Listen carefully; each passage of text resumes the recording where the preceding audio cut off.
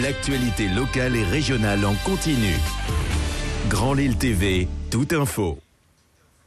Bonjour à toutes et à tous. À la une de cette édition, on revient sur cette fausse alerte au colis suspect hier à Seclin. Ça s'est passé devant l'école Jules Verne au moment de la rentrée des classes. En effet, une petite valise était abandonnée sous un banc et suite à l'intervention des démineurs.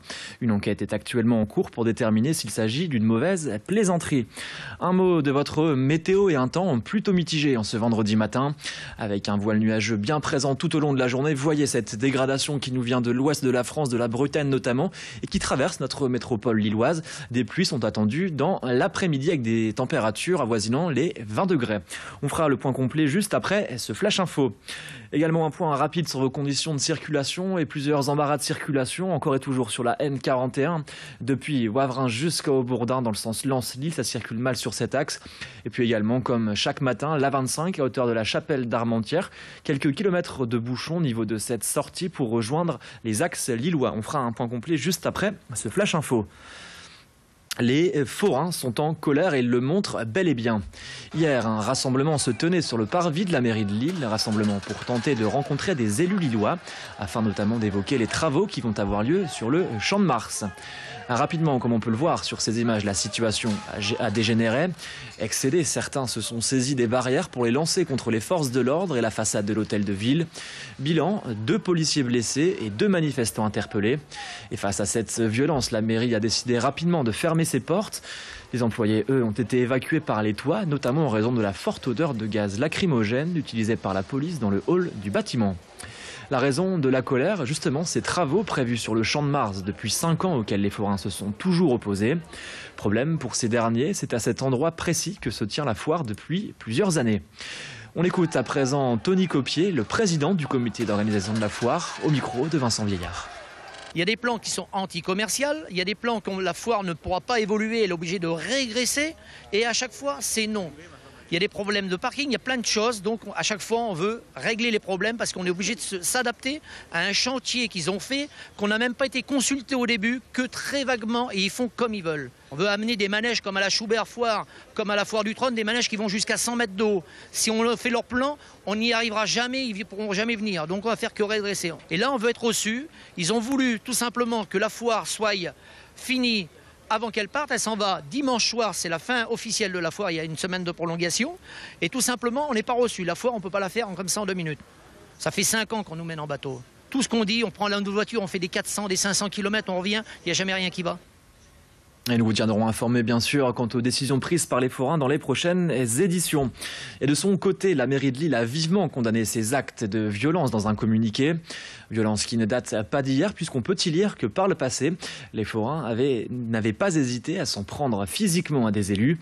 Des comportements jugés inacceptables pour la mairie de Lille. Se pose désormais la question de savoir si le traditionnel feu d'artifice de fin de foire sera maintenu. Et c'est le propos de notre question du jour, justement signé Grand Lille TV et Direct Matin. Le comportement violent de certains forains peut-il vous décourager d'aller à la foire? Vous avez jusqu'à 18h pour voter sur notre site internet www.grandlille.tv ou bien sur notre appli mobile Grand Lille TV. Après justement la colère des forains, celle des postiers de Villeneuve d'Ascq. Hier matin, une 50aine de postiers ont bloqué leur plateforme pour manifester contre les conditions de travail qu'ils jugent inacceptables. Les vélos étaient autorisés à livrer leur courrier, contrairement aux camionnettes restées sur place. La raison, souvenez-vous, en février dernier, une jeune postière de 25 ans était victime d'un AVC sur son lieu de travail. Cette dernière avait affirmé ne pas avoir eu accès à des soins quand elle en avait fait la demande. Et ce matin-là, selon elle, elle aurait contacté son employeur pour lui faire part de son état de santé douteux. Ce dernier l'aurait obligée à venir travailler et c'est un collègue d'Emeline qui l'a retrouvée dans un état critique. La jeune femme a été placée en soins intensifs puisqu'elle était en train de faire un accident vasculaire cérébral. Et aujourd'hui, elle en garde encore des séquelles.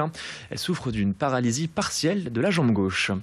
De son côté, la direction a toujours affirmé avoir porté secours à Emeline lorsqu'elle en avait demandé le besoin, réfutant donc cette version. Et hier matin, la jeune femme était présente pour, je cite, se battre pour obtenir de meilleures conditions de travail. On écoute la jeune femme à présent au micro de Céline Huret et son collègue qui lui a porté secours. Je suis en colère contre la direction parce qu'ils nous prennent vraiment, ils prennent pas en compte ce que les employés disent. Donc, je sais pas comment dire ça, mais pour eux, moi j'ai l'impression qu'on est juste des pions et Et voilà quoi. On fait le travail et on a juste à se taire. J'ai eu aucun appel de la direction depuis 7 mois pour prendre de mes nouvelles ou quoi que ce soit. Et depuis que c'est médiatisé, je n'ai pas d'appel non plus. Mademoiselle Broqueville est arrivée au travail très tôt le matin. Elle a alerté ses chefs qu'elle n'allait pas bien. A priori, il n'y a pas eu trop de réaction de la part de l'encadrement. Moi, vers 8h20, je faisais du tri en cabine. Donc j'étais dans un lieu sécurisé où j'étais enfermé. Et quand je suis sorti à 8h20, j'ai fait le tour des travées des facteurs pour leur dire bonjour. Et je suis tombé sur cette jeune fille que je ne connaissais pas, qui était avachie sur son casier. La première chose que j'ai faite, c'est aller taper sur son épaule, lui demander si ça allait. Et quand elle m'a regardé, elle était d'une blancheur cadavérique. Et quand je suis arrivé dans le bureau des chefs d'équipe, j'ai demandé tout de suite qu'ils appellent les secours. Et là, ils ont eu une réaction qu'on n'attend pas. C'est tu n'es pas médecin, c'est pas toi qui décides. Et patrimoine et citoyenneté, c'est le thème de la 33e édition des Journées du patrimoine. Ça se passe ce week-end dans toute la région avec pas moins de 650 sites qui vous ouvrent leurs portes. Et nous partons à la découverte de la DRAC, la Direction régionale des affaires culturelles. Ce dimanche après-midi, l'hôtel Scrive, situé rue Lombard-Lille, sera ouvert au public. Un lieu emblématique de la culture occupé depuis 35 ans. À l'époque, la propriété était divisée en plusieurs parties, l'habitation et la manufacture, et reste aujourd'hui notamment la bibliothèque de la Malmaison vieille des années 30 ou encore les salles de bain Art déco. Les interviews et plus d'images à suivre dans les prochaines éditions. Allez, on fait le point tout de suite sur votre météo et vos conditions de circulation.